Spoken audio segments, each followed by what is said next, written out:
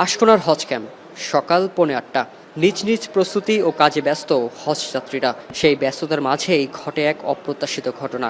CCTV ফুটেজে দেখা যায় এক ব্যক্তি পাঞ্জাবি দিয়ে ঢেকে একটি ব্যাগ নিয়ে দ্রুত সরে পড়ছেন ঘটনাস্থল থেকে। ব্যাগটি ছিল হজে যাওয়া দম্পতি ইমরান আলী ও শাহানা বেগমের। সেখানে ছিল 22,000 রিয়াল ও 10,000 টাকা, বাংলাদেশি মুদ্রায় প্রায় 7.5 লাখ টাকা। আমি এরাম পরা অবস্থায় ব্যাগটা নিয়ে বাথরুমে ফালায় রেখে গেছে। এখন এটা ওই রুমে যে মাইকিং করানোর ওই জায়গায় জমা দিছে। জমা দেওয়ার পরে দেখি এটার ভিতরে শুধু পাসপোর্টের ভিসা আছে, আর কিছুই নেই, আর ক্রেডিট কার্ড 2টা আছে। আরেকটি ফুটেজে দেখা যায় চুরির সঙ্গে জড়িত সন্দেহভাজন দুই ব্যক্তি সকাল 8:53 ক্যাম্প এলাকা ত্যাগ করছেন। নোভা এলইডি টিভি, ঝকঝকে ছবি, নিখুঁত শব্দ, 5 বছরের ওয়ারেন্টি। নোভা মানে সঠিক মান, নিশ্চিত সেবা। এই ঘটনায় উঠেছে নিরাপত্তা ব্যবস্থাপনা নিয়ে প্রশ্ন।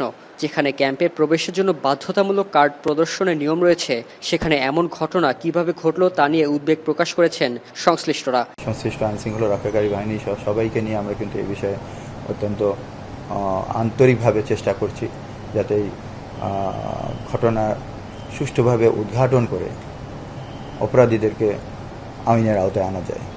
তবে এই ঘটনার মাঝেও হজ যাত্রার অন্যান্য কার্যক্রম চলছে নির্বিঘ্নেই। যাত্রীরা বলছেন তাদের একটাই প্রত্যাশা, পূর্ণতা পাক হজ, আর জীবনে ও সমাজে ফিরে আসুক শান্তি ও শৃঙ্খলা। আল্লাহ রাজি খুশির জন্য আমি হজে যাচ্ছি, নিয়ত করছি। আমি এবং আমার ওয়াইফ আর আমার আত্মীয় স্বজন আছে, একসাথে আমরা 7 জন যাচ্ছি।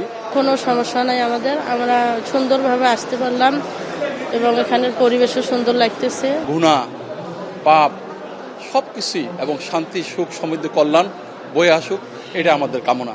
হজ যাত্রার 5ম দিনে 11টি ফ্লাইটে সৌদি আরব যাচ্ছেন প্রায় 4,500 যাত্রী। এখন পর্যন্ত 58টি ফ্লাইটে পৌঁছেছেন 23,278 জন।